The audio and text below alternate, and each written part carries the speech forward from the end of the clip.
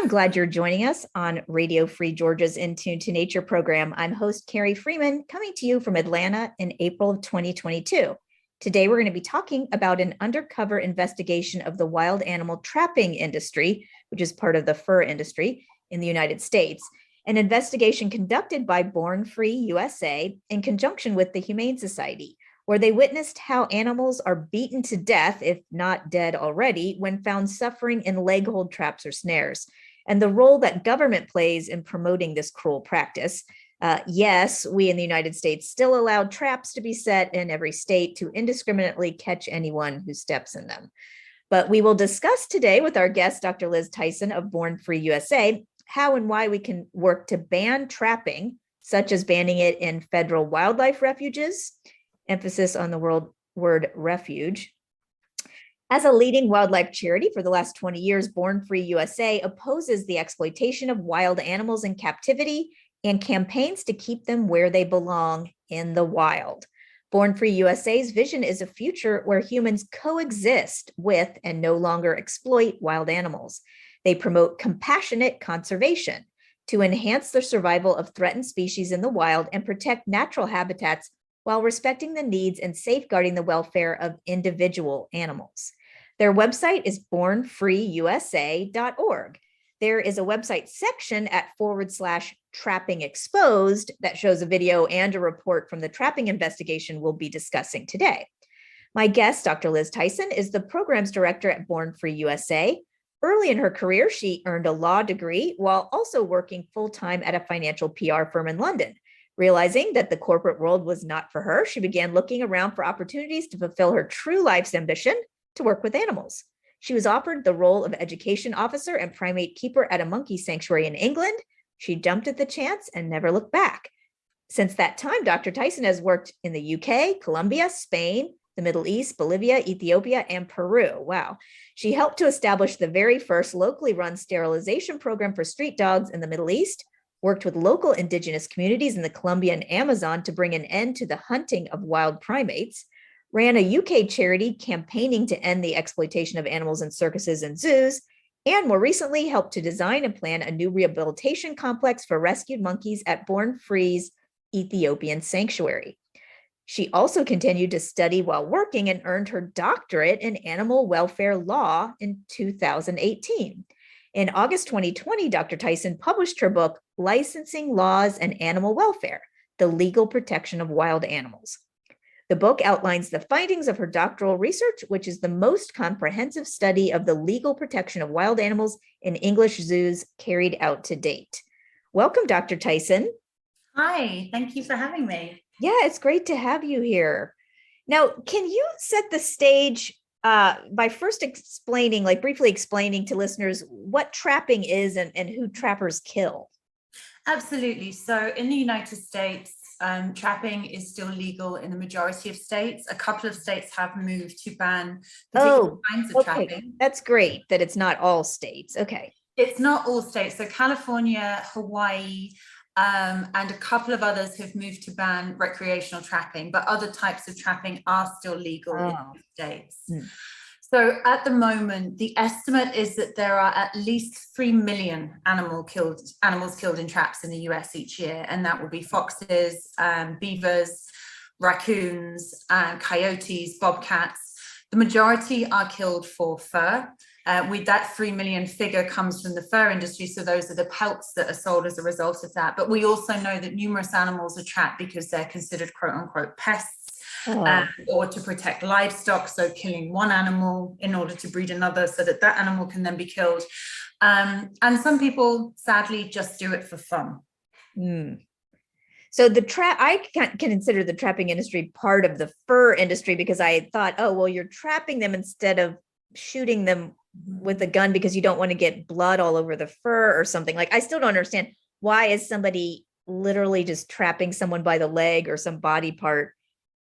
You know what I mean? And so I just thought, well, it must be just for the fur, even though I don't like that either, but that I thought was the only reason to do it. But it's interesting that you mentioned these other Yeah, there's a lot of other reasons, and honestly, the majority of fur now comes from fur farming, Right. which is horrific, and animals suffer in different ways in fur farms. With trapping, it's more of a tradition, if you like. That's how fur was originally produced. Yes. Yes, and then it's something that has become something that's been passed down through generations. Generally speaking, though, it does seem to be more of a hobby for people, and the sale of the fur afterwards in this day and age is kind of a bonus, because honestly, the sale of fur pelts, the cost of them, the price of them has gone down significantly. So there is no real profit to be made in it. There's certainly no one making a living out of trapping for fur in the US. Well, that's pretty interesting too, in terms of the ways that we could combat it. If it's better if it's not like a large livelihood for many, many people at this point, then we're seeing that it's people are just doing it because they used to do it, but not certainly doesn't need to be done and is awful. Yes. Yeah, exactly. It's such a kind of a frivolous reason, and like I say, that the fur seems to now be a byproduct of the hobby rather than the other way around. And before we get into what your undercover investigator found, can you briefly tell us what this recent undercover trapping investigation entailed in terms of how it was conducted?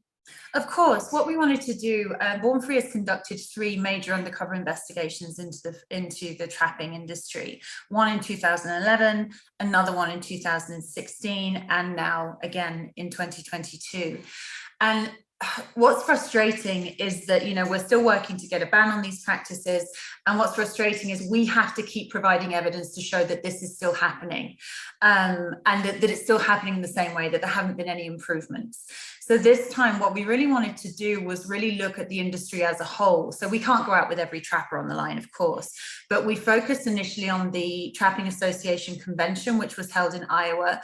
And what that does is bring together members of the trapping industry, spokespeople for the trapping industry, leaders of the trapping industry. And our investigator went there, recorded some of the presentations that were going on, got intel from there, and found, you know, the kind of general discussion around trapping, what was going on, and some background. We heard some really disturbing things there. We then moved on to a government-sponsored trappers education course. Now, these are offered to trappers in order to theoretically learn how to trap within regulations, how to do it properly, how to do it quote unquote humanely, something that we would argue is impossible. And we had some really disturbing findings there, because what we really found was that government officials were in bed with the trapping industry, if you like, and even giving potential trappers loopholes in regulations, how to get around quotas and things like that. We had them laughing about illegal trapping. Really disturbing things came out of that as well. We then went on with our trapper. He went out with 2 different trappers on their trapping lines to learn what happened in the field. So we watched as animals were trapped, as animals were killed, and that was all documented. So what we feel we've got now, it's harrowing, it's upsetting, it's really disturbing, but we feel like we've got a really, really clear picture of the trapping industry as a whole, of their approaches, their practices, and their outlook, and it's not pretty. Right. And people can see it on your website. I watched the video that you put together, bornfreeusa.org/trapping exposed. Now, what did the investigator observe when he accompanied some trappers going to check on their traps? I think it was what we expected, and what we found, and this is something, even the descriptions I'm giving, just audience caution, it is very upsetting. We found raccoons in leghold traps. They were cowering as the trappers effectively bludgeoned them to death with baseball bats. And this happened again and again and again. We found a beaver who had been hanged by his torso in a poorly laid snare. We found a fox whose leg had snapped clean through as he struggled to escape a trap. And we think he was actually killed by coyotes, as he was completely vulnerable, could not go anywhere, could not do anything. And I think one of the things that was most disturbing around this was the response and the jokes and the fun that was being had by the trappers. And this isn't to paint the individuals that our investigator went out with as, you know, the the bad guys. It was just a complete lack of respect for the animals. It was a complete lack of care. It was jokes about finding animal body parts in traps and putting them on their quote unquote wall of death. It was laughing about the idea animals are sentient.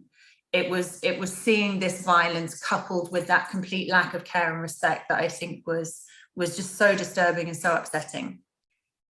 Yeah, I mean, this kind of also reminds me when we go undercover into slaughterhouses or factory farms or other places, that I think when people work with killing animals as a living, it's almost like mentally they have to joke about it and trivialize everything or almost be angry of sorts, because as like a cope, that's my own opinion, that as a coping mechanism, because they're not going to go out there and go, oh, look at that poor raccoon, and now I have to kill him. And, and like, so I feel like as their response is to minimize it and almost make fun of it. And also it's a masculine, it's like a hyper masculine environment as well. But yeah, absolutely. I don't think there's any way to do that on a regular basis and not become desensitized to it, because it's so violent. And that, like you say, I don't think you could do that over and over again without having to switch off in some way from what's going on. Now, we already know that animals suffer in traps and that the trappers need to kill them right there for their fur. But what did your investigators see or hear that's different from what the trappers tell the public they're doing? Mm-hmm. So I think the language that the trapping industry uses around killing animals is very sanitized. We see that a lot with, we see that an awful lot with animal exploitation across all the sectors. Right. So trappers will refer to dispatching an animal, and that is the point, that the animal is killed. So dispatching is the euphemism? Yes, absolutely. Okay, instead of beaten to death? Yes, exactly. Right. So dispatching, and they don't like to talk about how that's done. It's not something you see a lot about. It's not something that they talk a lot about. We've seen some feedback within trapping circles to our investigation.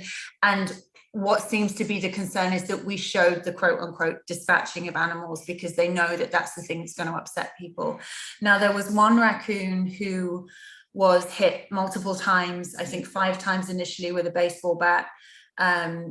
That one of the trappers stood on his neck to suffocate him, and the animals spasm, and because of the impact on their brain, they spasm, and often they are dead, often they are brain dead, but unless you check, you cannot know that.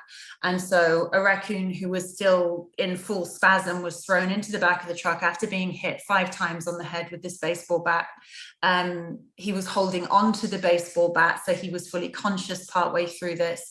And an hour and 24 minutes later, it was found that one of the raccoons, now we don't know if it was the first one or the last one, so it was an hour 24 minutes after the first one was theoretically killed and about half an hour after the last one, but one of them had remained alive and was suffering in the back of that truck. He was then hit multiple times again. The trapper then drove off without checking that he had at that point passed away. Thankfully, he had. I say thankfully because the suffering that I must have been going through was horrific.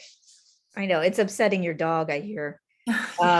It's definitely hard to watch. I mean, because you're beating somebody to death and you don't know if they're really dead, and then they had to keep doing it, and it's just so unnecessary and awful. And then one of the videos that you have on your website for bornfree.org also showed there's a variety of animals in the back of a truck, and one of them also was a domesticated cat, like a house cat. Mm-hmm. Yes, that was in the actual in the shed where one of the trappers prepared the pelts after, and there was just the body of a cat underneath. I can't even count how many other bodies of coyotes, of raccoons.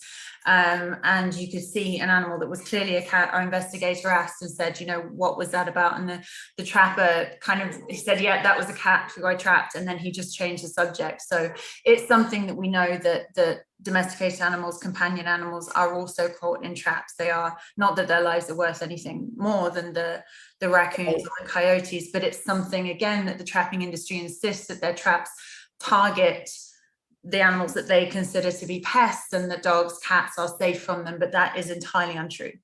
I'm just so upset by the idea that we're still allowing this to happen, because if this was something that someone just came up with this idea right now, if it had not been going on for decades and decades, and someone just said, hey, let's start putting traps all around different spots, and anyone who steps in them is going to get stuck, and they're going to have to be stuck there until, and maimed or potentially killed until someone comes to either set them free or kill them. Nobody would say, hey, yeah, that's a great idea to do that indiscriminate killing.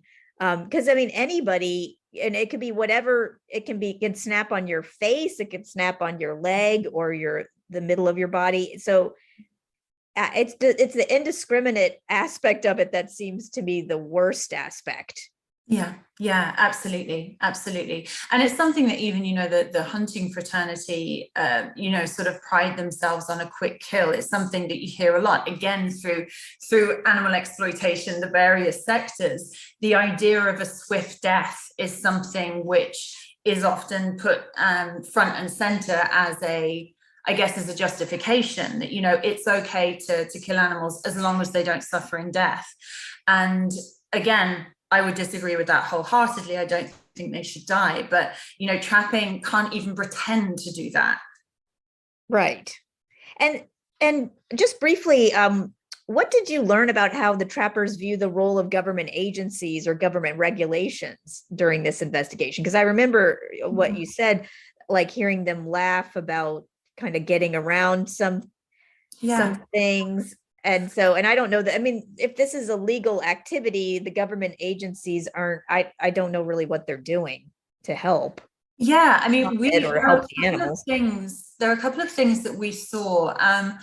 First of all, at the trapping convention, there was an insurance company there who was offering insurance to trappers, and our investigator was saying, what might I need insurance for?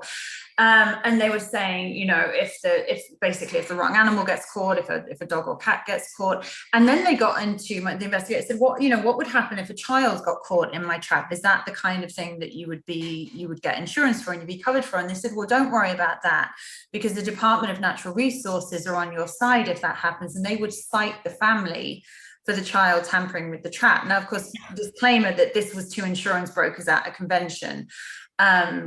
Who felt bold enough to say that was the case. We don't know if that is true, but the very fact that narrative exists is deeply disturbing. And they very specifically said the DNR is on your side. We then had a representative from the Department of Natural Resources at the training education day, and the guy who was delivering the training was talking about bobcats and otter quotas, which they have a very limited, what they call a bag number, so the number of animals that you can kill. And what he was saying was, I get asked all the time, if I bring my child out with me to trap, can I up the quota? And he said, well, yeah, that's fine. Take your child with you, as long as they're licensed, you can get more bobcats and otters. Now, you could argue that he was just clarifying something someone had asked him, but we just thought it was irresponsible for a government official to be offering up a loophole in the law. Right. And then we had another part of that same training where they were talking about shooting animals and where it was and wasn't legal to shoot, and what guns it was legal to use and wasn't. And there was a lot of laughing and joking about, if you do it illegally, just don't tell the DNR guy over there. The DNR guy was in the room. So there was, regardless of whether this was banter, if this is something that's really happening, if it's just, joking, but the very fact that was happening on a government-sponsored education course, which is ostensibly supposed to be teaching about these regulations, is just absolutely unacceptable. Right.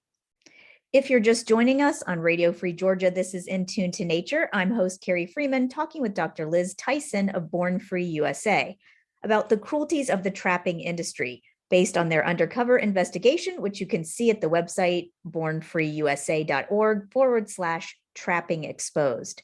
Dr. Tyson, tell us about what Born Free is suggesting in terms of strategies to end these wildlife trapping practices, like maybe just on public lands or in wildlife refuges. Like, what's the best strategy legally for us to stop some of this? Absolutely. So from our perspective, we want to see an end to all trapping, and there's no way to regulate it to make it humane. But for now, we're working a step-by-step process. The first one being, we want to see trapping outlawed on the National Wildlife Refuge system. The fact that it is legal to trap on wildlife refuges just really beggars belief, because, you know, they are supposed to be a refuge for wildlife. Yeah. So we feel that that is an achievable first step. So we're petitioning to have the Refuge from Cruel Trapping Act introduced. It's currently in process. We need more co-sponsors, we need more support for it. So you could go to our website and find out how to support that. But we do want to move through different steps to then move on to public lands, to then move to recreational trapping, to then move to government agency trapping, so that we can get, you know, we can get this step by step, and we can eventually outlaw this practice altogether, but starting with the introduction of the Refuge from Cruel Trapping Act. And would that mean that all the wildlife refuges that are, you know, across all the states, that they all have trapping in them, or they might have trapping in them? It depends on their individual mandate. Okay. So not every single one of them has it. Our last calculation suggested that 11.1 million acres of wildlife refuge land allow trapping on them. Whoa. It very much depends on the constitution of the individual refuge. Yeah, like if they have those fur-bearing animals there or not. Yes, and there is, if you go to the Fish and Wildlife Service under, I think, an appropriations process were made to publish the list of refuges that do allow trapping. So you can actually find that on their website. We've also got information about it on ours. That's good, because that leads me to my wrap-up question, which is for listeners who are interested in working to ban trapping, how can they work locally in their state, or maybe perhaps on the broader campaigns that Born Free has for banning trapping in wildlife refuges or on public lands? That's a great question. In earlier last year, we released a report which looked at the regulatory landscape of trapping across the whole nation, and we broke that down by state. Now, with that, we essentially created what we call state report cards, and those state report cards had different actions that each individual state could make. So again, if you head to our website, check out your state's trapping report card, and it will have very specific actions that you can take to get your representatives to move on this important issue. Ooh, I'm glad you did that. And I'll also post that on the Facebook page for In Tune to Nature when I find the state report cards. Thank you. Place there. And I link to the Trapping Exposed video about what we've been talking about. That's great. Thank you. Well, that's the end of our show, but I want to thank you, Dr. Liz Tyson, for being with us on Radio Free Georgia's In Tune to Nature program. And thanks for the work you do putting your legal knowledge and heart to good use protecting wild animals along with your team at Born Free USA. Thank you so much for giving us the opportunity to talk about it. Take care. You too. And to our listeners, thank you for tuning in to Tune to Nature, broadcasting every Wednesday at 6:30 p.m. Eastern Time, online at wrfg.org and on Atlanta radio station 89.3 FM. We post action items, news, and podcasts on the show's website, facebook.com/In Tune to Nature. The views and opinions expressed on this show do not necessarily reflect those of WRFG, its board, staff, or volunteers. I'm one of those volunteers. I'm host Carrie Freeman, asking you to please support independent, non-commercial media like Radio Free Georgia. And remember to take care of yourself and others, including other species. Thank you for listening. Cheers.